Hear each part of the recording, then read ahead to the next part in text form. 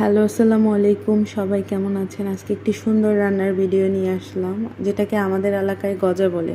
আসলে প্রত্যেকের মা হচ্ছে প্রত্যেকটা সন্তানের কাছে সুপার হিরো, আর আমাদের মা হচ্ছে সুপার ডুপার হিরো। এই মহিলা যা রান্না করে তাই আমাদের কাছে অমৃত লাগে।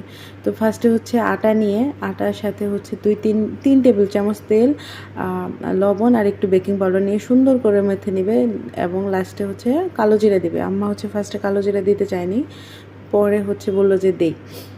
তারপর হচ্ছে একটু একটু করে পানি দিয়ে সুন্দর করে ডোটা বানাবে। ডোটা বানানোর পর হচ্ছে 1 ঘন্টার মতো রেস্টে রাখবে।